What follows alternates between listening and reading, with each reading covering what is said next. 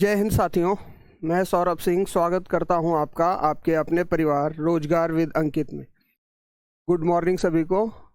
Good morning मेरे भाई रोहित कुमार, धर्मेंद्र कुमार, रामेश्वर पांडे, पीयूष कुमार गुप्ता, अनापुत्तन कुमार और राम निवास बघेल, सभी साथी जुड़ चुके हैं मेरे साथ। मेरे भाई, आज आपकी मैटर एंड इट्स प्रॉपर्टीज़ की लास्ट क्लास होगी और मैंने कल आपको टेलीग्राम पे सूचित कर दिया था, इन्फॉर्म कर दिया था कि आज की जो क्लास है वो आपकी पार्ट 1 और पार्ट 2 पर बेस क्लास है। तो उम्मीद करता हूं कि आप पार्ट 1 और पार्ट 2 के दोनों लेक्चर्स देख कर आए होंगे। ठीक है भैया। आशीर्वाद भैया रचित तिवारी। क्लास की शुरुआत हो उससे पहले मैं एक चीज़ आपसे ज़रूर कहना चाहूँगा, जो कि मैं रोज़ कहता हूँ, कि आप कॉपी पेन लेकर बैठ जाइए और नोट्स बनाते हुए चलिए, है ना। क्योंकि आज का जो सेशन है, आज का सेशन थोड़ा कॉन्सेप्चुअल होगा। थोड़ा सा हम कॉन्सेप्ट के साथ थोड़ा सा टॉपिक के बारे में गहराई से बात करेंगे। और ये जो आज का सेशन होगा ये दोनों सेशन के ऊपर बेस होगा। ठीक मेरे भाई, क्लास की शुरुआत करने से पहले कुछ बातें हैं जो आपसे करना बहुत ज़रूरी है। आप में से कई लोग जो हमारे साथ जुड़े हुए हैं, जो मेरी क्लास देख रहे हैं, काफ़ी बच्चों को क्लास पसंद आ रही है, बहुत अच्छी लग रही है क्लास। लेकिन कुछ साथी जो हैं, 10, 15, 20 साथी ऐसे हैं जिनको समस्या ये आ रही है कि सर मैम से पढ़वाइए या किसी से पढ़वाइए ना। तो जो जिन साथियों को क्लास अच्छी लग रही है उनके लिए तो ठीक है, कोई दिक्कत नहीं है। लेकिन जिन साथियों को ये समस्या आ रही है कि नहीं हमको उन्हीं मैम से पढ़ना है, या जो ज़्यादा डिमांड कर रहे हैं, मैं उन लोगों को एक चीज़ बताना चाहता हूं कि आप जिस वैकेंसी के लिए असिस्टेंट लोको पायलट और टेक्नीशियन के लिए अप्लाई किए हैं रेलवे में, इसमें लाखों बच्चे ऑलरेडी फॉर्म भर रहे हैं। यानी कि कंपटीशन बहुत ज़्यादा होने वाला है, ये बात आप समझ लीजिए। आपको पढ़ाई करने की सख्त ज़रूरत है, ना कि टीचर्स को कंपेयर करने की। ठीक है भैया। वो 10-20 लोग जिनको ज़्यादा दिक्कत हो रही है उनके लिए मैं ये बात कहना चाहता हूँ कि मेरे भाई, वास्तविकता आप खुद सोचो।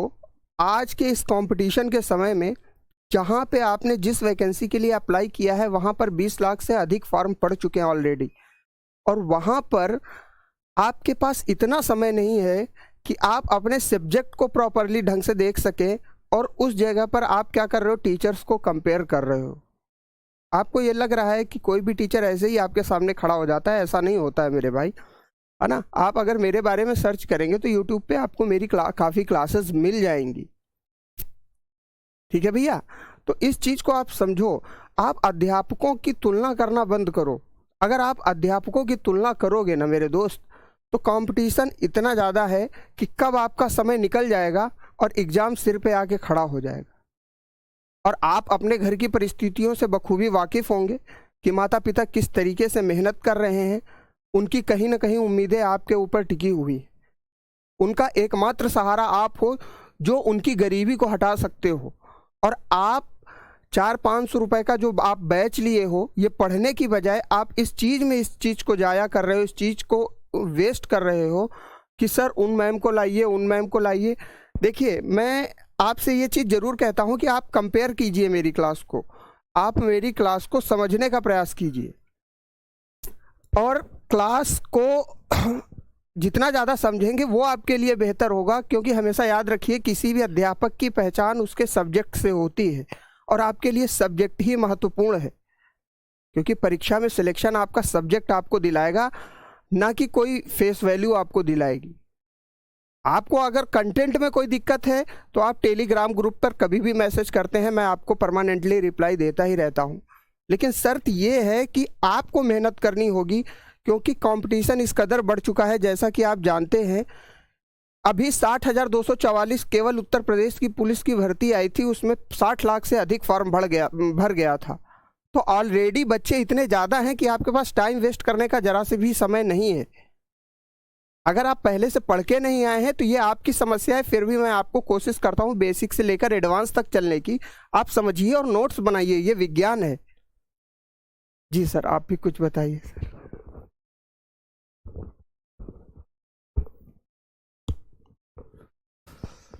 ये निकालो थोड़ा। बच्चों नमस्कार, और आप पायलट बैच के छात्र हैं, और टेक्नीशियन और एएलपी दोनों के लिए हम लोगों ने ये बैच चला रखा है। और साइंस को लेकर के बड़ा इम्पोर्टेंट रोल है साइंस का, इसको मैं बहुत अच्छे से जानता हूँ। फिजिक्स आपको धर्मेंद्र सर, आपके प्रिय धर्मेंद्र सर, वो ही पढ़ा रहे हैं, उसमें कोई इशू ही नहीं है। अब यहाँ केमिस्ट्री का इशू आता है कि सर केमिस्ट्री भावना मैम से कराइए या सर से कराइए, यहाँ बहुत सारी वो चीज़ें हैं। मैं थोड़ा सा क्लियर कर देना चाहता हूँ। मुझे जिस लेवल की केमिस्ट्री मैं इसमें पढ़वाना चाहता हूँ, दरअसल में भावना मैम बायोलॉजी की ही टीचर थी, उनको मैंने केमिस्ट्री के लिए पुश किया कि मैम आप केमिस्ट्री भी ट्राई करो। वो केमिस्ट्री पढ़ा तो देती हैं, पर आपके पायलट बैच में जो ज़रूरत है एएलपी और टेक्नीशियन के लिए, तो वो क्या ज़रूरतें पूरी हो पाएंगी भावना मैम से? मेरे लिए सबसे आसान काम ये था कि मैं भावना मैम को ही कंटेंट प्रोवाइड करवा दूं उनसे। लेकिन बच्चों, अगर उनसे कंटेंट ही नहीं मिला आपके एग्ज़ाम में, तो फिर तो ये बहुत बेकार बात हो जाएगी आरडब्ल्यूए के लिए। अब मुझे एक ऐसे टीचर की तलाश थी जो केमिस्ट्री को बहुत शानदार वे में करा सके।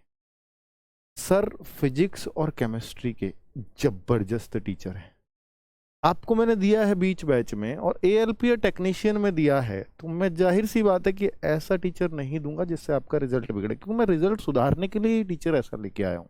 सर का नाम है सौरभ शर्मा, मैं, हाँ सौरभ सिंह, सॉरी सौरभ सिंह नाम है। और आप ये नाम मैं आप अपने मुंह से बोल रहा हूँ, एक दिन ये नाम आप याद रखेंगे। मैं ये आपसे सुनना चाहता हूँ जब आपका रिजल्ट आ रहा होगा या जब आप एग्ज़ाम दे करके बाहर निकल रहे होंगे, तो आपको पता लगेगा कि सौरभ सिंह सर ने आपको कैसा पढ़ाया था। इसमें किसी के मैं कोई तारीफ नहीं कर रहा हूँ, मैं जस्ट मुझे जिस टीचर की तलाश थी मैं उस टीचर को लेकर के आया हूँ आपके बीच में। और आप केवल फेस के ऊपर जाते हैं कि नहीं उनसे ही पढ़ना है क्योंकि हम उनसे पढ़े हुए हैं। भाई पहली बार कभी तो किसी टीचर से पढ़े ही होंगे ना, भावना मैम से भी कभी पहली बार पढ़े होंगे। आप पढ़िए तो सही। आपको लगे कहीं कंटेंट में कुछ दिक्कत है, आपको लगे कि टीचर उस लेवल का नहीं है, तो आप इस बात को बोलिए। आपको चीजें लगे कि समझ नहीं आ रही हैं तो बोलिए, तो आपका बोलना बनता है। आपको उस टीचर से पढ़ना, इससे पढ़ना, इससे मतलब क्या है? आपको आपका सिलेबस के अकॉर्डिंग आपको कौन सा टीचर बेस्ट पढ़ा रहा है जिससे हमें बेस्ट समझ भी आ रहा है, मैटर ये करना चाहिए बस। ठीक है, चलो तो बच्चे सर को कंटिन्यू करने दीजिए, क्योंकि जब आप कुछ बोलते हैं किसी भी सर को, मैंने देखा था डाउट ग्रुप में आप बहुत सारे बच्चे सर के लिए बोल रहे थे कि सर भावना मैम को लाइए, सर उनको करिए, सर इनको करिए। बेटा ये बहुत आसान है आपको बोलना। जब ये टीचर के पास जाती है ना बात, और वो टीचर बहुत डेडिकेशन के साथ आपके साथ आया होगा, सर इनका एग्जाम मुझे बहुत अच्छा कराना है, जब उन कमेंट्स को पढ़ता है तो उस पर क्या बीतती होगी। डाउट ग्रुप में जब आप ऐसे बोलते हो तो क्या बीतता होगा उसके ऊपर। मैं तो इनके लिए इतना मेहनत करना चाहता हूँ और ये मेरे लिए ऐसे बोल रहे हैं, मैं तो इनको रिजल्ट देना चाहता हूँ, मेरे लिए ऐसे बोल रहे हैं, तो वो डिमोटिवेट हो जाता है, वो उस मन से मेहनत नहीं कर पाता। बच्चों आप अपने टीचर का हौसला दीजिए, आप विश्वास रखिए, आरडब्ल्यूए ने लिया है तो आपके रिजल्ट के लिए लिया है। और आप ये खुद कह देंगे कि sir chemistry Saurabh Singh sir से अच्छा कोई नहीं पढ़ाता। मैं ये सुनने आया हूँ और ये सुनूंगा जिस दिन ये केमिस्ट्री खत्म कर रहे होंगे। ठीक है, और उससे भी बेहतर होगा कि जब ये एग्जाम हो जाएगा आपका। अब कुछ बच्चों का ये था कि सर ये ना इंग्लिश में ज़्यादा यूज़ कर रहे हैं टर्म्स को। सर मैं आपसे रिक्वेस्ट करूँगा कि आप इंग्लिश में बहुत ज़्यादा यूज़ मत करिए, क्योंकि बच्चा 80% से ज़्यादा हिंदी का, यूपी और बिहार का बच्चा बहुत ज़्यादा है। हाँ साथ में लेके चलते हैं, लेकिन टर्म्स को आप थोड़ा सा ज़्यादा हिंदी में बोलिए, हिंदी टर्म्स को थोड़ा ज़्यादा यूज़ कीजिए, जो मुश्किल टर्म्स है उनको इंग्लिश में भी बताइए, क्योंकि बच्चा दोनों तरह का है।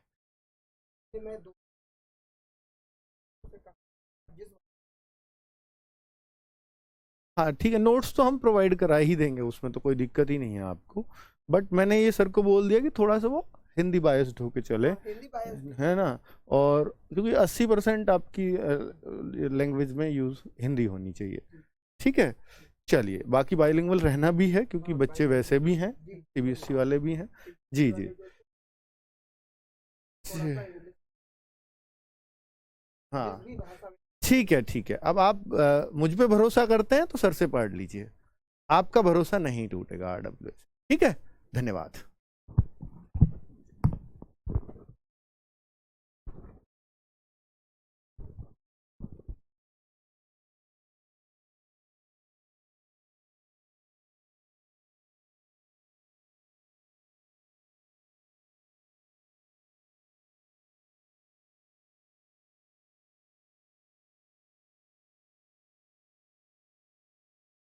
तो मेरे भाइयों, आशा करता हूं कि आप समझ चुके होंगे बातों को, और आप पढ़ाई पर ध्यान दीजिए, सब्जेक्ट के कंटेंट पर ध्यान दीजिए मेरे भाई, है ना। इंग्लिश और हिंदी दोनों भाषाओं में आपको क्लास मिलेगी। आप जिस भी भाषा में सहज हों, आप उस भाषा को अपने तरीके से पढ़िए। ठीक है मेरे भाई, इस चीज़ का विशेष ध्यान रखिए और प्लीज़ फोकस करो कंटेंट पे, किसी भी चेहरे पर, किसी भी फेस वैल्यू पर फोकस मत करो। मैं तो खुद कह रहा हूँ कि आप मेरे ऊपर इतना ज़्यादा फोकस मत करिए, मेरे द्वारा जो आपको पढ़ाया जा रहा है, जो सब्जेक्ट मैं आपको पढ़ा रहा हूँ, आप उस पर फोकस करिए। बस आपके सिलेक्शन के लिए इतना पर्याप्त है, इससे अधिक कुछ भी और आवश्यकता नहीं है आपके सिलेक्शन के लिए। और आपका सिलेक्शन अति महत्वपूर्ण है, इस चीज़ को आप समझिए मेरे भाई। क्योंकि जिस दिन आप पेपर दे के निकलेंगे और पेपर इत्तेफाक से आपका कहीं बिगड़ गया, अगर पेपर अच्छा नहीं हुआ, तो उस दिन आप ज़रूर से ज़रूर अफसोस कर रहे होंगे कि शायद उस वक्त हमने पढ़ाई कर ली होती तो आज हमारा पेपर अच्छा हो जाता और हम भी सिलेक्शन के लिए रेडी होते। वो समय जो होगा ना, वो सबसे ज़्यादा कष्टदायक होता है किसी भी स्टूडेंट के लिए, जब उसका पेपर बिगड़ जाता है ना मेरे भाई। तो इस चीज़ का विशेष ध्यान रखो। और चलिए, जैसा कि हमने गैस तक आपको पढ़ा दिया था पिछली वाली क्लास में, आज हम शुरुआत करेंगे प्लाज्मा के साथ। किसके साथ? प्लाज्मा के साथ शुरुआत करेंगे दोस्त। नोट्स बनाइएगा बढ़िया से, और ठीक है मेरे भाई, प्लाज्मा के साथ शुरुआत करेंगे। नोट्स बनाते हुए चलिएगा। मैं हमेशा आपसे कहता हूं कि आप जो भी पढ़ रहे हैं उसके नोट्स अवश्य बनाएं। प्लाज्मा, प्लाज्मा, ये क्या हो गया? ये क्या हो गया? हाँ?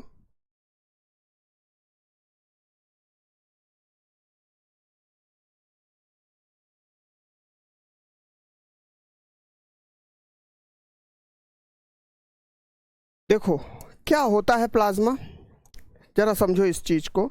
अगर मेरे भाई मैं बात करूं प्लाज्मा के बारे में, तो प्लाज्मा जो है वो पदार्थ की चौथी अवस्था है। क्या है प्लाज्मा?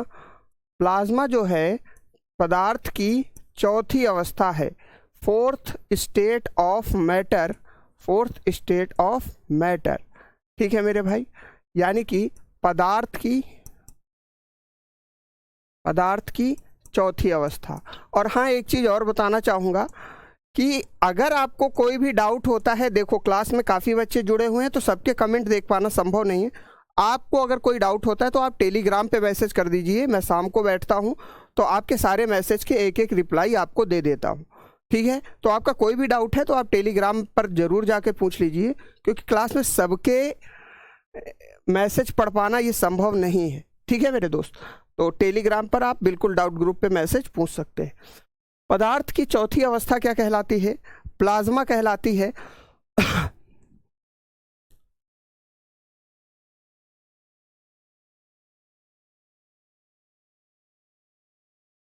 है मेरे भाई। अच्छा, तो गुरुजी प्लाज्मा है क्या?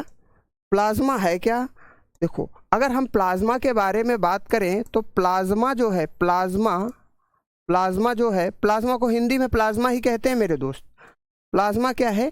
अक्रिय गैसों का समूह है, अक्रिय गैसों का समूह है, गैसों का समूह है। ठीक है मेरे भाई।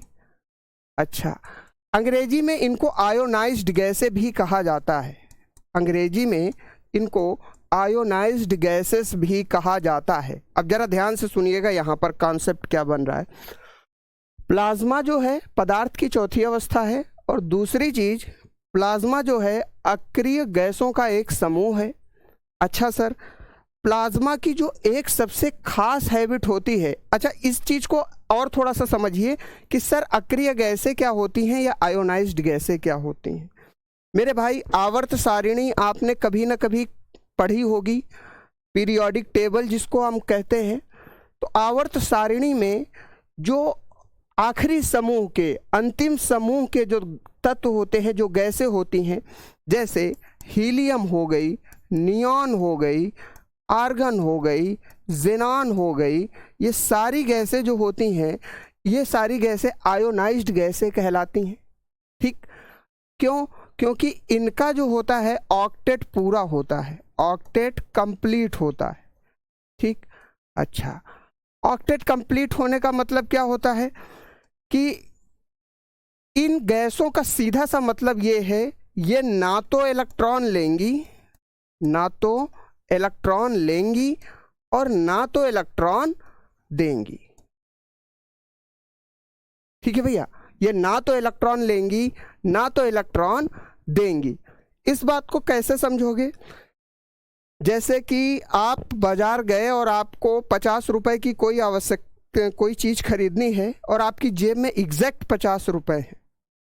ठीक, और आपको बाजार में आपका दोस्त मिल गया, उसने कहा कि मेरे भाई हमको 5 रुपए उधार दे दो, तो क्या आप दोगे? नहीं दोगे, क्योंकि आपको वो वस्तु खरीदनी है जिसकी कीमत 50 रुपए है और आपकी जेब में केवल 50 रुपए है।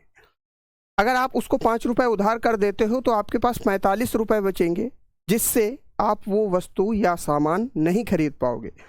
अच्छा, अगर मैं अब यहाँ पर दूसरी परिस्थिति रखूँ, तो क्या आपको वो वस्तु खरीदने के लिए किसी से उधार लेने की ज़रूरत है कि 10-5 रुपए एक्स्ट्रा ले लिए जाए?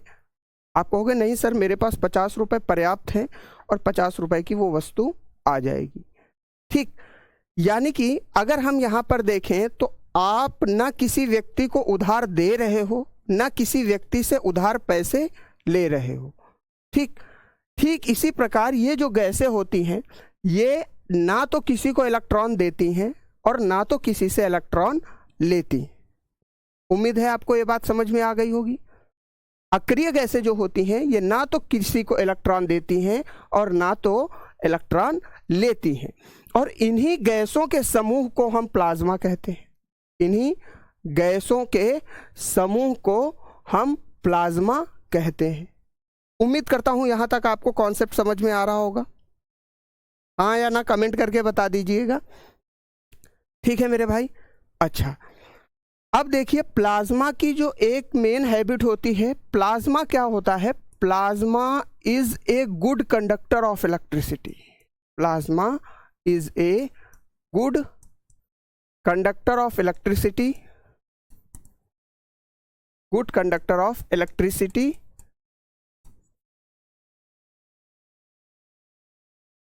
and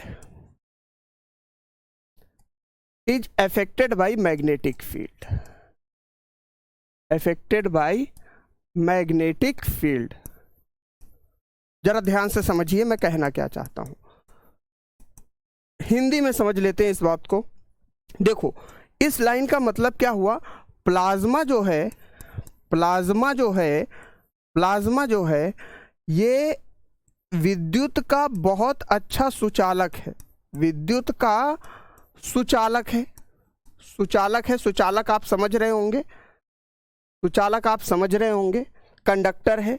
और इंसुलेटर को हम क्या कहते हैं? परिचालक कहते हैं। यानी कि जिसके इंसुलेटर वो पदार्थ होते हैं, वो मटेरियल्स होते हैं जिन पर विद्युत का और ऊष्मा का प्रवाह नहीं होता है, और सुचालक वे होते हैं जिन पर ऊष्मा और विद्युत का प्रवाह होता है। ठीक है भैया, ठीक। अच्छा, प्लाज्मा विद्युत का सुचालक है और यह चुंबकीय क्षेत्र से प्रभावित होता है। चुंबकीय क्षेत्र से प्रभावित होता है, प्रभावित होता है।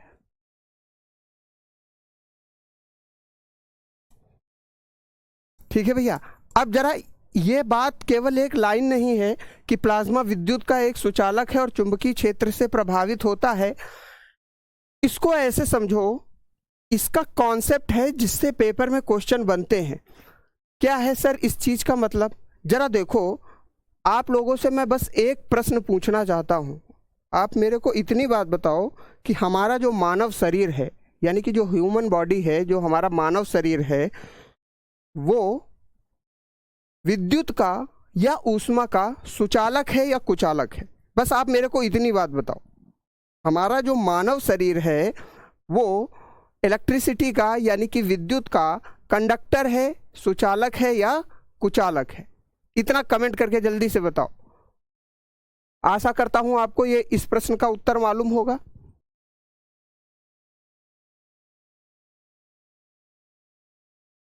क्या हिंदी में लिखा हुआ है? ठीक, देखो, अगर हम बात करें तो मानव शरीर जो है, ध्यान से समझिएगा, मानव शरीर जो है, मानव शरीर विद्युत का क्या है? विद्युत का सुचालक है। क्या है? सुचालक है। ठीक है भैया, विद्युत का क्या है? सुचालक है। अच्छा, मानव शरीर अगर विद्युत का सुचालक है तो एक चीज बताओ, हमारे शरीर में क्या पाया जाता है? खून पाया जाता है, ब्लड पाया जाता है। क्या पाया जाता है? रक्त पाया जाता है। अच्छा, आपने पढ़ा होगा कि रक्त में 3 चीजें होती हैं। कौन कौन सी? एक तो होती है लाल रक्त कोशिकाएं, लाल रक्त कोशिकाएं होती हैं, ठीक है मेरे भाई। और एक क्या होती है? एक होती है श्वेत रक्त कोशिका। अच्छा गुरुजी, श्वेत रक्त कोशिका होती है। और एक होता है प्लाज्मा, प्लाज्मा होता है। ठीक है भैया, प्लाज्मा होता है। अगर हम बात करें कि प्लाज्मा जब हमारे शरीर, अगर हमारा शरीर किसी भी, इसको मैं एक एग्जाम्पल के लिए आपको समझा रहा हूँ, इस चीज़ को समझिएगा क्यों होती है प्लाज्मा सुचालक, इस चीज़ को समझिएगा। अगर मैं बात करूं, अगर हमारा शरीर गुड कंडक्टर है तो हमारे शरीर में जो बहने वाला तत्व है वो उनमें से एक प्लाज्मा भी है।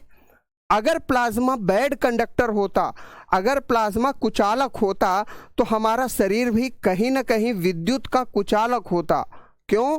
क्योंकि प्लाज्मा जो है, प्लाज्मा हमारे शरीर के अंदर ही मौजूद है।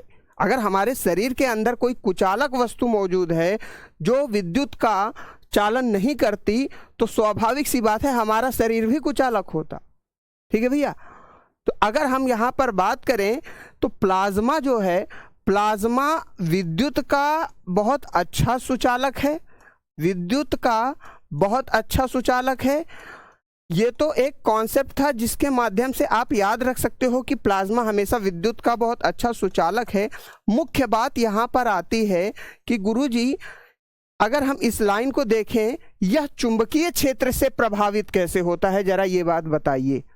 प्लाज्मा जो है ये चुंबकीय क्षेत्र से कैसे प्रभावित होता है? क्योंकि इससे जब पेपर एएलपी या टेक्नीशियन में पूछा जाता है तो 99% बच्चे, मैं 99% स्टूडेंट्स की बात कर रहा हूं, वो इस क्वेश्चन को बना नहीं पाते। और आप भी कहीं ना कहीं पहली बार सुन रहे होंगे कि प्लाज्मा गुरुजी चुंबकीय क्षेत्र को कैसे प्रभावित करता है। तो चलिए इस कॉन्सेप्ट को जरूर समझते हैं। देखो मेरे भाई, अगर मैं यहाँ पर बात करूं तो अब देखो, अगर मैं एक तार ले लेता हूं छोटा सा जिसकी लंबाई क्या है? L है। ठीक, अच्छा, इस तार में एक विद्युत धारा बह रही है, I करंट बह रहा है। एक तार है जिसकी लंबाई L है और इसमें विद्युत धारा I बह रही है। क्या बह रही है? विद्युत धारा I बह रही है। ठीक है मेरे भाई, क्लियर है? हिंदी में समझ में आ रहा है? एक तार है जिसके अंदर विद्युत धारा I बह रही है और इस तार की लंबाई L है। अच्छा, एक बात बताओ, आपने ये क्लास 10th में जरूर पढ़ा होगा कि अगर किसी तार के अंदर विद्युत धारा प्रवाहित होती है तो उसके आसपास एक चुंबकीय क्षेत्र का निर्माण होने लगता है। किसका निर्माण होने लगता है? चुंबकीय क्षेत्र का निर्माण होने लगता है। बोलो हाँ या ना? होने लगता है। ठीक, अगर इसके आसपास चुंबकीय क्षेत्र का निर्माण हो रहा है तो ये चुंबकीय क्षेत्र के निर्माण होने का केवल और केवल मुख्य कारण ये है कि इस तार में धारा प्रवाहित हो रही है। मेरी बात को ध्यान से जरा गौर करके समझिएगा। इस तार में धारा प्रवाहित हो रही है, इसी के कारण इसके आसपास चुंबकीय क्षेत्र का निर्माण हो रहा है। अगर इस तार में धारा प्रवाहित नहीं होती, अगर इस तार में विद्युत धारा प्रभावित नहीं होती तो इसके आसपास चुंबकीय क्षेत्र का निर्माण नहीं होता। और तार में विद्युत धारा प्रवाहित होने का मुख्य कारण क्या है कि जो ये तार है वो विद्युत का सुचालक है। तार विद्युत का सुचालक है, तभी तो विद्युत धारा प्रवाहित हो रही है दोस्त। हाँ या ना बताइए। तार विद्युत धारा का सुचालक है, तभी इस तार में विद्युत धारा प्रवाहित हो रही है। आप लकड़ी पर इलेक्ट्रिक करंट तो बहा नहीं सकते, ठीक है ना। ठीक, अब जरा सोचो, अगर ये तार ही कुचालक होता, अगर ये तार कुचालक होता तो इसमें विद्युत धारा प्रवाहित ना होती, और विद्युत धारा यदि प्रवाहित ना होती तो स्वाभाविक सी बात है इसके आसपास चुंबकीय क्षेत्र का निर्माण नहीं होता। इसके आसपास चुंबकीय क्षेत्र का निर्माण नहीं होता। अर्थात अगर हम बात करें कि जो चीज सुचालक है, जो चीज सुचालक है, जैसे कि ये तार, इसके आसपास जब चुंबकीय क्षेत्र का निर्माण हो रहा है तो यह तार कहीं ना कहीं चुंबकीय क्षेत्र से प्रभावित है। यह तार कहीं ना कहीं चुंबकीय क्षेत्र से प्रभावित है। भाई बात समझ में आ रही कि नहीं आ रही?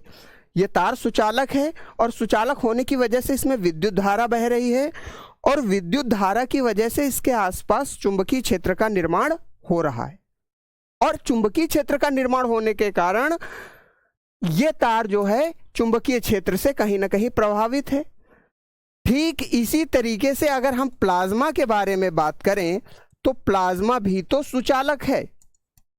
प्लाज्मा भी सुचालक है, और प्लाज्मा अगर सुचालक है तो एक चीज आप ये समझिए कि प्लाज्मा के आसपास भी तो चुंबकीय क्षेत्र का निर्माण होगा। हाँ या ना? चुंबकीय क्षेत्र का निर्माण होगा। तो ठीक इसी तार का कॉन्सेप्ट आपके प्लाज्मा पर लगता है। अगर प्लाज्मा सुचालक है और प्लाज्मा के आसपास भी चुंबकीय क्षेत्र का निर्माण होगा, तो क्या प्लाज्मा जो है चुंबकीय क्षेत्र से प्रभावित नहीं होगा? प्लाज्मा भी चुंबकीय क्षेत्र से प्रभावित होगा। प्लाज्मा क्या होगा? चुंबकीय क्षेत्र से प्रभावित होगा। आशा करता हूं आपको ये बात समझ में आ रही हो। क्लियर है? ठीक है मेरे भाई, है ना? है ना? डन है यहां तक कॉन्सेप्ट। चलिए अब हम आगे बढ़ते हैं। ये तो हो गई प्लाज्मा की बात। अच्छा, अब जरा एक बात समझो। प्रश्न ये भी आता है कि गुरुजी प्लाज्मा के आकार और आयतन के बारे में आपका क्या कहना है, क्योंकि इससे प्रश्न कई बार टेक्नीशियन की परीक्षा में बहुत ज्यादा पूछा गया है कि व्हाट इज द, या हिंदी में आप समझ लो भाई, प्लाज्मा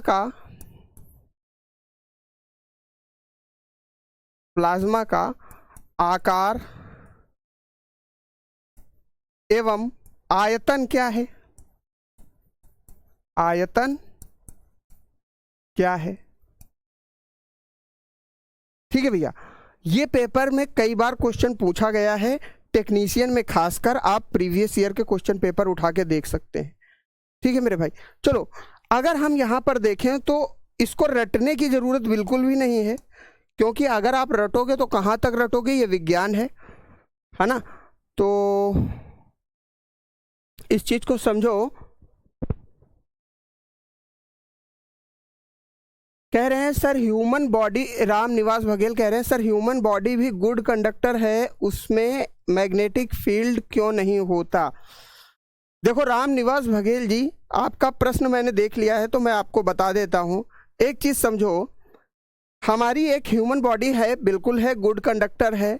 अच्छा एक बात बताओ, एक तार जिसमें 25,000 वोल्ट का करंट बह रहा हो, जरा ध्यान से सुनना राम निवास बघेल जी, एक तार जिसमें 25,000 वोल्ट का करंट बह रहा हो, तो एक बात बताओ, क्या उस तार के आसपास चुंबकीय क्षेत्र होगा कि नहीं होगा? हाँ या ना बताना, बस इतनी बात, यस और नो। राम निवास बघेल, मैं आपके प्रश्न का उत्तर दे रहा हूँ, यस और नो में कमेंट करो कि अगर 25,000 वोल्ट का एक तार है जिसमें 25,000 वोल्ट की करंट बह रही है, तो उसके आसपास चुंबकीय क्षेत्र होगा या नहीं होगा? बस इतना बताइए।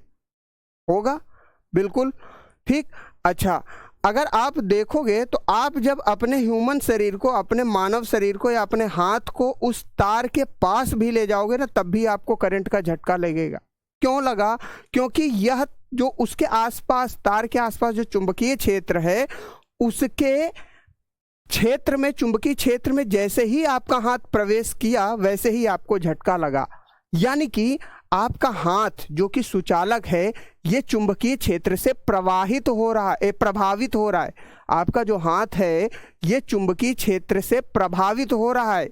चुंबकीय क्षेत्र का प्रभाव आपके हाथ के ऊपर है। बात समझ में आ गई बघेल जी? अगर आप लकड़ी को लेकर जाओगे 25,000 वोल्ट के तार के पास, तो लकड़ी को कोई झटका नहीं लगेगा। क्यों? क्योंकि वो एक कुचालक है, चुंबकीय क्षेत्र का प्रभाव उसके ऊपर नहीं है। ठीक है मेरे भाई, क्लियर है यहां तक? चलिए, अब मैं यहां पर बात कर रहा हूं प्लाज्मा का आकार। अच्छा, जो भी साथियों के क्वेश्चन अगर रह जाते हैं तो मैं आपसे विनम्र निवेदन बार बार कर रहा हूं कि आप अपने क्वेश्चन टेलीग्राम पे जरूर डाल दीजिए। मैं बिल्कुल एक एक प्रश्न का उत्तर दे दूंगा, क्योंकि यहाँ पर बहुत सारे मैसेज इतनी जल्दी जल्दी निकल जाते हैं कि सबके प्रश्न एक आधे के ऊपर नज़र पड़ जाती है तो बिल्कुल मैं उसका उत्तर दे देता हूँ, लेकिन सारे प्रश्नों के उत्तर देना संभव नहीं हो पाता है ना? बिल्कुल समझ में आ रहा होगा, उम्मीद करता हूँ। अब जरा यहाँ पे समझिए कि प्लाज्मा का आकार एवं आयतन क्या है। तो गुरुजी, प्लाज्मा का आकार एवं आयतन के बारे में बात करने से पहले हमको ये चीज़ मालूम होनी चाहिए कि प्लाज्मा गुरुजी एक गैस है। भले ही अक्रिय गैस है, वो बात की है, लेकिन अगर हम देखें तो प्लाज्मा है क्या? प्लाज्मा एक गैस है। प्लाज्मा एक गैस है। क्या है गुरुजी? प्लाज्मा क्या है? एक गैस है। ठीक है मेरे भाई, प्लाज्मा क्या है? गैस है। अच्छा, अगर प्लाज्मा गैस है तो गैस की सबसे बड़ी खासियत होती है कि इसका आकार निश्चित नहीं होता।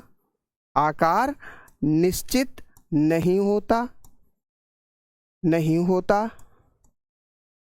ठीक है मेरे भाई, और आयतन भी जो है वो भी निश्चित नहीं होता।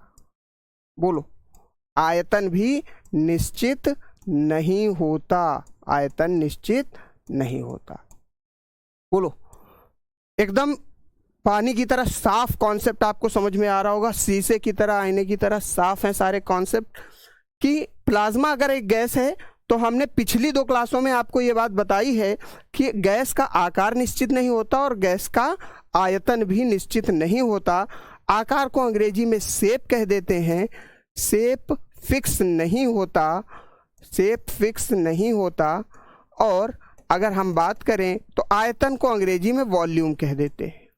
वॉल्यूम फिक्स नहीं होगी।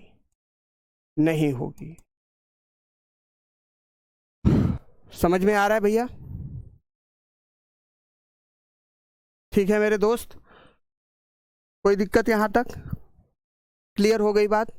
ये रही बात प्लाज्मा के बारे में। अब अगर हम बात करें तो अब मैं बात करने वाला हूं बीईसी मॉडल के बारे में। बीईसी मॉडल के बारे में, यानी कि जिसको हम बोस और आइंस्टीन कॉन्डेंसेट भी कहते हैं। इसको हिंदी में भी भैया यही कहते हैं। बात समझ में आई? बोस आइंस्टीन कॉन्डेंसेट, ये क्या है? ये गुरुजी पदार्थ की 5वीं अवस्था है। बीईसी जो है पदार्थ की 5वीं अवस्था है। धन्यवाद, है ना भैया? अजय राय, पदार्थ की। अंशु गुप्ता कह रहे हैं नहीं समझ में आ रहा है तो समझने का प्रयास करो मेरे भाई। ये बात कहने से काम नहीं चलेगा कि नहीं समझ में आ रहा है। अगर नहीं समझ में आ रहा है तो टेक्नीशियन में आप अपनी एक जगह पक्की करने का जो सपना देख रहे हैं वो कहीं ना कहीं बहुत जल्दी मिट्टी में मिलने वाला है, क्योंकि समझना तो आपको पड़ेगा और पेपर में ये क्वेश्चंस आएंगे। ठीक है मेरे भाई। हाँ, प्लाज्मा गैस है मेरे भाई विकास, प्लाज्मा एक आयोनाइज्ड गैस है, अक्रिय गैस है। ठीक है मेरे दोस्त, चलिए यहाँ पर समझते हैं बोस आइंस्टीन कॉन्डेंसेट। इसको अंग्रेजी में भी बोस आइंस्टीन कॉन्डेंसेट कहते हैं और हिंदी में भी बोस आइंस्टीन कॉन्डेंसेट ही कहते हैं। ठीक, ये क्या है? ये गुरुजी पदार्थ की 5वीं अवस्था है। क्या है? पदार्थ की 5th स्टेट है। 5th स्टेट है, यानी कि 5वीं अवस्था है। कैसी अवस्था है? ये 5वीं अवस्था है। ये 5वां लिखा है रोमन भाषा में, उम्मीद करता हूं आप समझ रहे होंगे। ठीक है ना? ठीक है दोस्त, चलिए पदार्थ की 5वीं अवस्था है बोस आइंस्टीन कॉन्डेंसेट। अच्छा, ये पदार्थ की कोई, अगर हम देखें तो ये कोई प्राकृतिक अवस्था नहीं है। इस अवस्था को 2 वैज्ञानिकों ने मिलकर खोजा था। एक का नाम, एक हमारे भारत के ही थे जिनका नाम सत्येंद्र बोस था, सत्येंद्र बोस शायद, है ना, और दूसरे थे एल्बर्ट आइंस्टीन, एल्बर्ट आइंस्टीन। ठीक है, एल्बर्ट आइंस्टीन। इन दोनों लोगों ने क्या किया? इन दोनों लोगों ने देखा कि जब कोई पदार्थ न्यूनतम तापमान की स्थिति में पहुंच जाता है, जब कोई पदार्थ, ध्यान से समझिएगा, बोस आइंस्टीन कॉन्डेंसेट है क्या? पदार्थ जब न्यूनतम तापमान पर होता है, न्यूनतम तापमान पर होता है, तापमान पर होता है, पदार्थ जब न्यूनतम तापमान पर होता है तो हम पदार्थ की अवस्था को BEC की अवस्था मान लेते हैं, BC की अवस्था मान लेते हैं। ठीक है भैया, यहाँ तक कॉन्सेप्ट आपका क्लियर हो गया कि नहीं हो गया? BEC मॉडल में अगर हम बात करें, BEC मॉडल में अगर हम बात करें तो यहाँ पर कहने का मतलब क्या है? देखो, ये आपको पेन दिख रहा होगा, पेन क्लियरली दिख रहा होगा। अगर इस पेन का जो तापमान है वो इतना न्यूनतम हो जाए कि यह अपने मिनिमम टेम्परेचर यानी कि सबसे कम तापमान को प्राप्त कर ले, तो ये पेन भी कौन सी अवस्था में चला जाएगा? ये पेन ठोस से हटकर चला जाएगा BEC मॉडल पर, यानी कि बोस आइंस्टीन कॉन्डेंसेट पर चला जाएगा। ठीक है मेरे भाई, यानी कि अगर हम देखें तो बोस आइंस्टीन कॉन्डेंसेट ये पदार्थ की एक अवस्था तो है, लेकिन पदार्थ की ये जो अवस्था है ये कहीं ना कहीं निर्भर करती है टेम्परेचर पर, यानी कि जो BEC मॉडल है, जो BEC अवस्था है पदार्थ की, ये किस पर निर्भर करती है? ये तापमान पर निर्भर करती है। मैं इधर साइड में लिख देता हूँ, BEC अवस्था, इसको हिंदी में BEC ही कहते हैं भैया, है ना। अवस्था ताप पर निर्भर करती है कि ताप जितना ज़्यादा कम होता चला जाएगा BEC में पदार्थ उतना आसानी से पहुंच जाएगा। गुरुजी इंग्लिश लैंग्वेज भी लिख दिया करो, हमको मालूम था यही होता है, यही समस्या आती है, इसीलिए मैं हिंदी और अंग्रेजी दोनों भाषाओं का प्रयोग कर रहा हूँ। अच्छा, अब बात आती है, विकास जी ने पूछा कितने डिग्री सेल्सियस में होता है।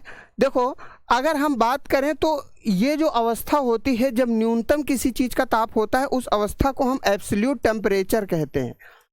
जरा ध्यान से समझो, एब्सोल्यूट टेम्परेचर कहते हैं। अच्छा, इसको हिंदी में परम ताप कहते हैं। क्या कहते हैं? परम ताप। चलो इसको मैं एक नए स्लाइड पे समझाता हूँ आपको।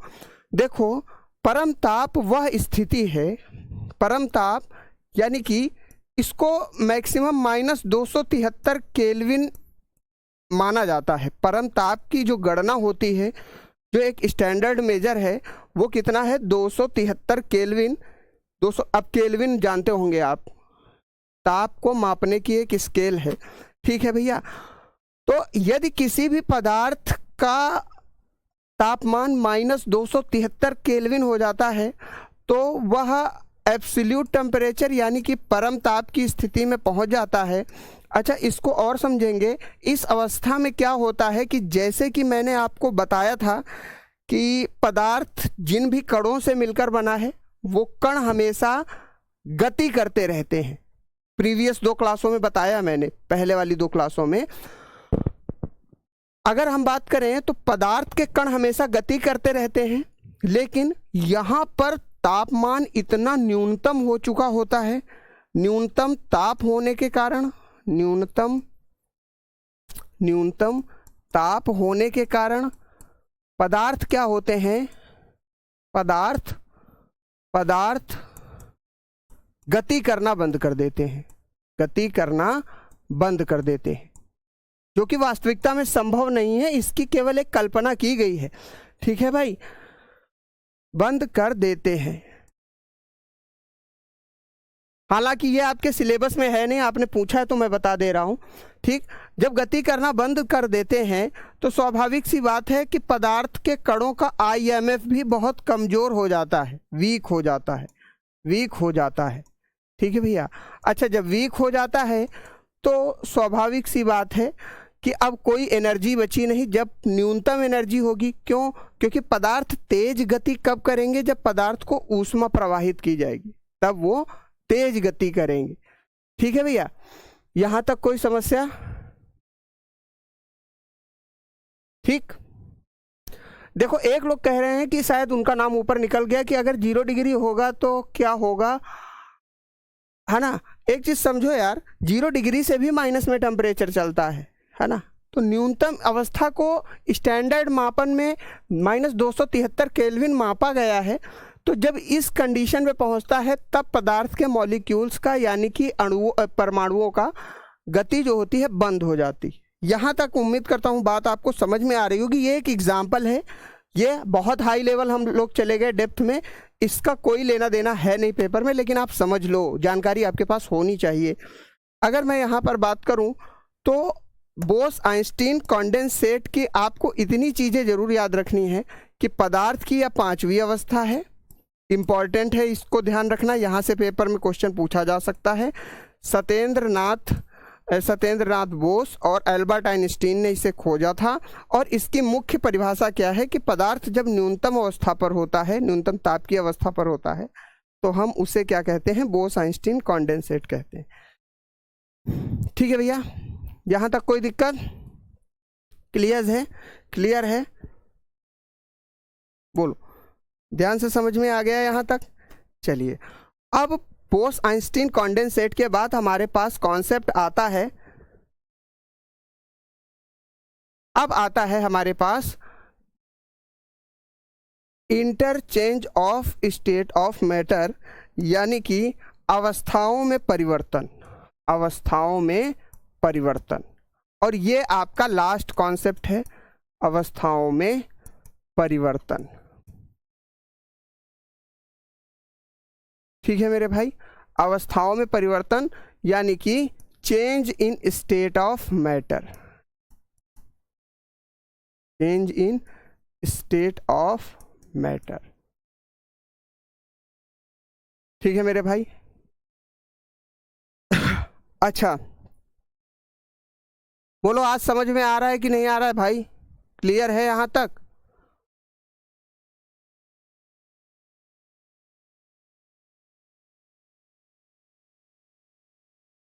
IMF क्या है यार? मैंने इसीलिए सौरभ एसआई आपसे पहले कहा था, कल ही मैसेज डाल दिया था कि टेलीग्राम पर मैंने ये मैसेज करके आपको बता दिया था कि आप दोनों क्लासें देख के आइए पहले, है ना। तो उसको देखिएगा थोड़ा सा।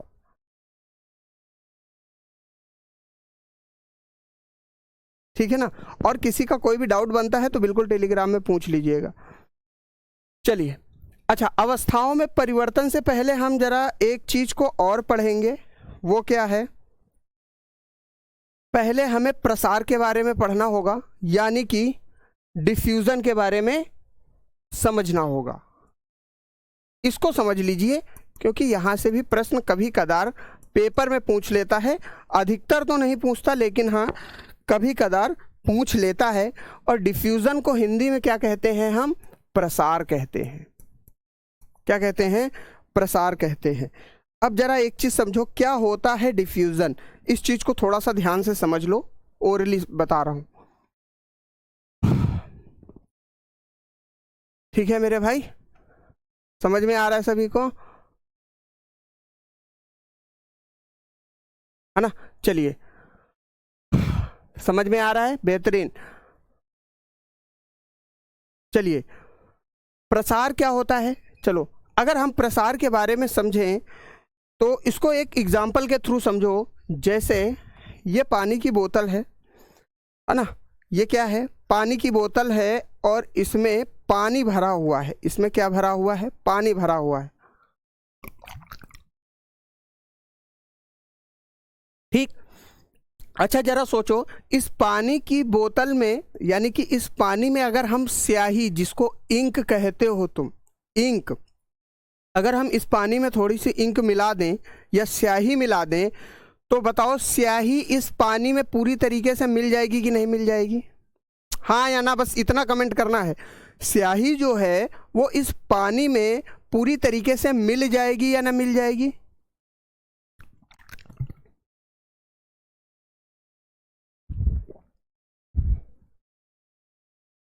मिल जाएगी? बोलो, मिल जाएगी ना भाई? देखो, जैसे हमने स्याही को पानी में डाला, स्याही को पानी में डाला तो स्याही जो है वो पानी में अच्छी तरीके से मिल गई।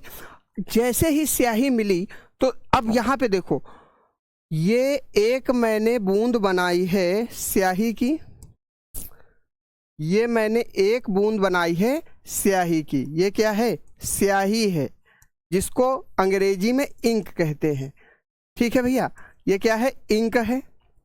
ठीक। और दूसरी बूंद क्या है? पानी की है। ध्यान से समझना, यहाँ पर दूसरी बूंद जो ये है, ये क्या है? पानी है या जल है, जिसको आप वाटर कहते हो। ठीक।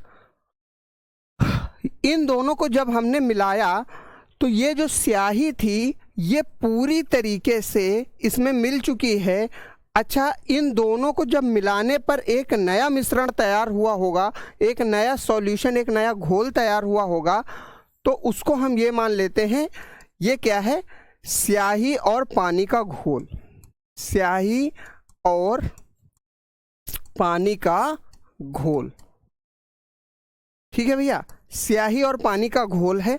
तो अब एक बात बताओ, इसमें आपको व्हाइट कलर का केवल पानी दिखेगा, स्याही बहुत कम दिखेगी, या अगर स्याही की मात्रा अधिक हो जाएगी तो पानी नहीं दिखेगा। लेकिन इस घोल में अगर हम बात करें तो यहाँ पर स्याही भी है और यहाँ पर पानी भी है, दोनों चीजें यहाँ पर मौजूद हैं। ठीक। दो अलग अलग द्रव आपस में इस कदर मिल चुके हैं कि अब हम उनमें अंतर नहीं कर पा रहे हैं। यही तो हुआ ना इसका मतलब। दो अलग अलग द्रव, दो अलग अलग लिक्विड आपस में इस कदर मिल चुके हैं कि अब हम उनको अलग करने की बजाय, तो छोड़िए, हम उनमें अंतर ही नहीं कर पा रहे हैं। यानी कि जो नया मिश्रण हमारे पास आया वो इन दोनों का इस कदर मिक्सर है, इस कदर मिश्रण है कि इन दोनों पर ये दोनों परिपूर्ण तरीके से मिल चुके हैं। ठीक भैया। और ये मिलने की प्रक्रिया ही, ये मिलने की प्रक्रिया ही क्या कहलाएगी? ये मिलने की प्रक्रिया ही प्रसार कहलाएगी, डिफ्यूजन कहलाएगी। हाँ या ना? बोलो।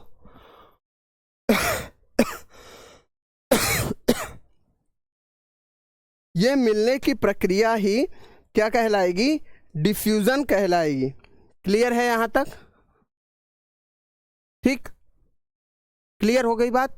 अब मैं अगर यहां पर लिखूं, जब दो पदार्थ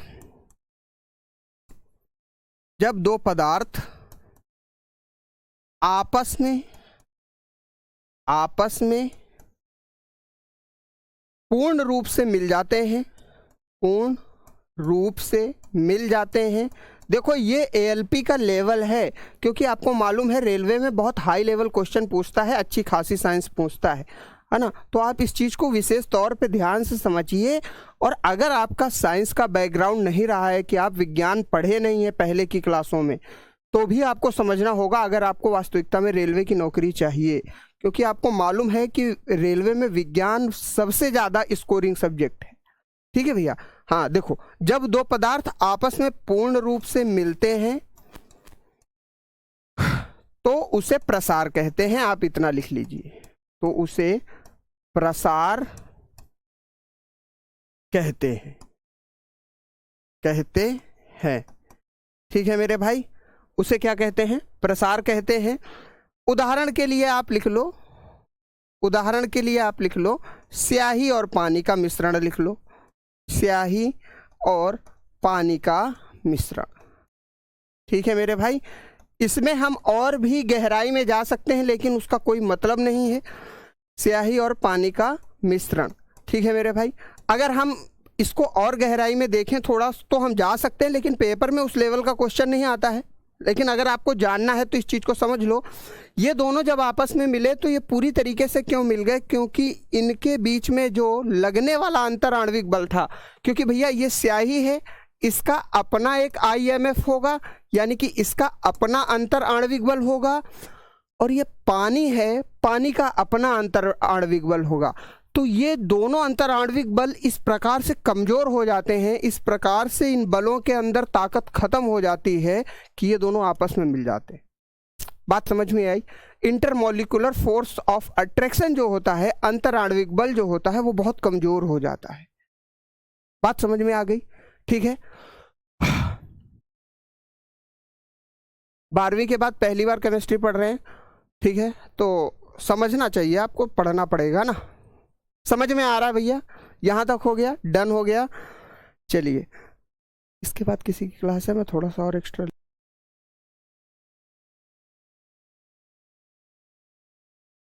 यहाँ तक कॉन्सेप्ट क्लियर आ गया। प्रसार क्या है? हाँ, मिल्क एंड वाटर भी आप कह सकते हो।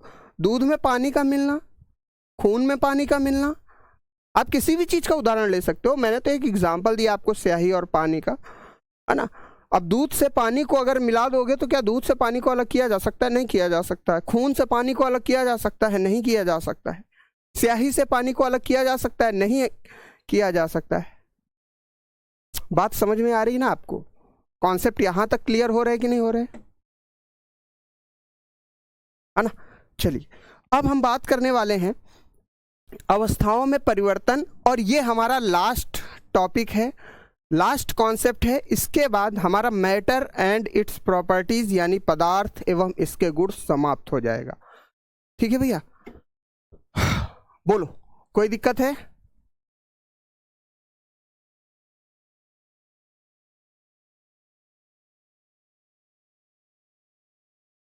सर अब कल देखो भैया, इसको खत्म कर दो तो लगे हाथ पूरा कॉन्सेप्ट क्लियर हो जाए। छोटा सा कॉन्सेप्ट है, यहां से हल्के फुल्के क्वेश्चन आते हैं।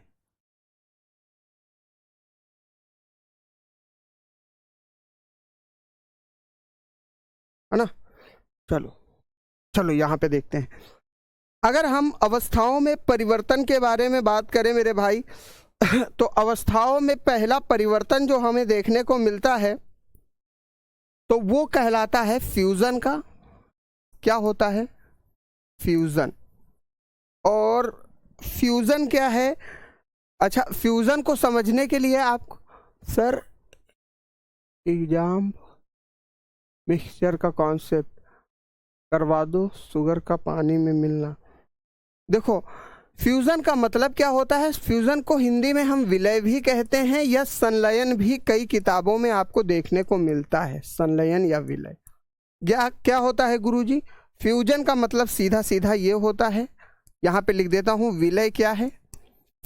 किसी ठोस को द्रव में बदलने की प्रक्रिया, ठोस का द्रव में परिवर्तन होना, ठोस का द्रव में परिवर्तन होना क्या कहलाता है? विलय कहलाता है या फ्यूजन कहलाता है। ठीक है भैया, बात समझ में आई? यानी कि जब कोई भी सॉलिड जो है वो किस में परिवर्तित हो जाए, लिक्विड में परिवर्तित हो जाए, इसे हम क्या कहते हैं, फ्यूजन कहते हैं। जैसे बर्फ के टुकड़े का पिघलना, उदाहरण एग्जाम्पल आप लिख लेंगे, बर्फ का पानी के रूप में पिघलना, पानी के रूप में पिघलना। बोलो, बर्फ ठोस अवस्था है और पानी में जब पिघल रही है तो लिक्विड कहलाया जाएगा। पानी में जब पिघल रही है, पानी के रूप में पिघलना। चलिए, अच्छा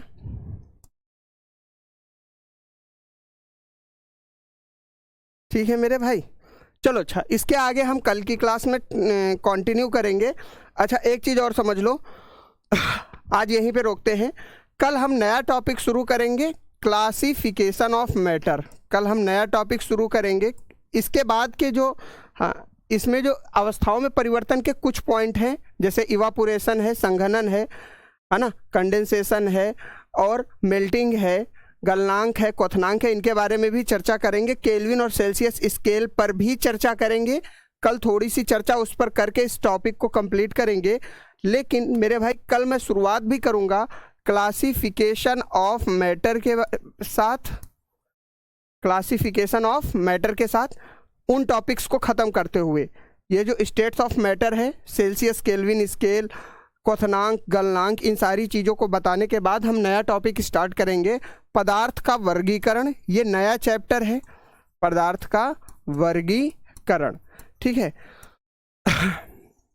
ठीक है मेरे भाई, तो कल हम नया चैप्टर भी शुरुआत करेंगे, पदार्थ का वर्गीकरण। तो थोड़ा सा पढ़ के आइएगा। अगर आपके पास कोई विज्ञान की किताब हो, ना हो तो कोई दिक्कत नहीं, आप नोट्स जरूर बनाइएगा जो कल क्लास में पढ़ाया जाए। ठीक है मेरे भाई, और इसकी जो पदार्थ की अवस्थाओं के जो कुछ बिंदु बचे हुए हैं, इनको भी हम कल की क्लास में डिस्कस कर लेंगे, क्योंकि थोड़े कॉन्सेप्ट बचे हैं। इसके बाद कंप्लीट हो जाएगा वो चैप्टर और नया चैप्टर हम कल स्टार्ट कर देंगे। ठीक है, अच्छा, क्लास ख़त्म करने से पहले मैं एक बार फिर से कहना चाहता हूँ मेरे साथियों, अब दोबारा से आप इस प्रकार की कोई भी परिस्थिति मत उत्पन्न कीजिएगा कि बार बार आप परेशान करो, क्योंकि वास्तविकता में मेरे पास कंटेंट बहुत है आपको देने के लिए, और बेहतरीन कंटेंट है जो आपके चयन में, आपके सिलेक्शन में काफ़ी महत्वपूर्ण किरदार निभाएगा। बस शर्त ये है कि उसको नोट्स बनाओ, उसको लिखो समय के साथ और मेहनत करते रहो। ये सारी चीज़ों से आप ऊपर उठो, क्योंकि आप जिस कंपटीशन के लिए प्रिपेयर कर रहे हो मेरे भाई, वहाँ पर 20 लाख से भी ज़्यादा बच्चा बैठा हुआ है, जिससे आपको एक सीट निकालनी है, और सीटें केवल 9000 हैं। इस चीज़ का आपको ध्यान होना चाहिए, है ना। तो इन सारी चीज़ों से ऊपर उठो कि यार हमें इनसे पढ़ना है, उनसे पढ़ना है। सभी टीचर्स बढ़िया हैं, आप अभी इतने बड़े नहीं हुए, आप इतने मैच्योर अभी नहीं हुए, या इतने बड़े नहीं हो गए हैं कि आप अध्यापकों के बीच में तुलना करना शुरू कर दो, है ना। आप अध्यापकों को आप जज करोगे अगर, तो यकीन मान लो आपको कभी भी नॉलेज प्राप्त नहीं होगी, क्योंकि जो भी अध्यापक खड़ा होता है ना, वो आपसे 10 गुना ज़्यादा एक्सपीरियंस लेकर, आपसे 10 गुना ज़्यादा अनुभव लेकर आपके सामने खड़ा होता है। तो इस चीज़ का विशेष ध्यान रखो। और आज की क्लास कैसी लगी ज़रा कमेंट करके ज़रूर बताओ, और मेहनत करते रहो मेरे भाई, है ना। और जो भी आपके क्वेश्चन है वो टेलीग्राम पे ज़रूर मैसेज कर दीजिएगा। मैं रात में 9 बजे के बाद बैठूंगा और आपके सारे मैसेज रिप्लाई कर दूंगा। चाहे आप ग्रुप में मैसेज करिएगा, चाहे आप मेरे को पर्सनली टैग करके मैसेज कर दीजिएगा। व्यक्तिगत रूप में मैसेज करेंगे तब भी आपको रिप्लाई मिल जाएगा, आप ग्रुप में भी डालेंगे तब भी आपको रिप्लाई मिल जाएगा। एकदम परेशान होने की बात नहीं, कोई भी क्वेश्चन हो, किसी भी लेवल का हो, आप बिल्कुल पूछ सकते हैं टेलीग्राम पर, है ना। क्या क्लास कैसी लगी जरूर बताइए, है ना। मुलाकात करते हैं कल 11 बजे। तब तक के लिए सभी को नमस्कार, राम राम, जय हिंद। पढ़ाई करते रहिए, मेहनत करते रहिए, बेहतरीन आगे अपने माता पिता की उम्मीदों को पूरा कीजिए। धन्यवाद, जय हिंद।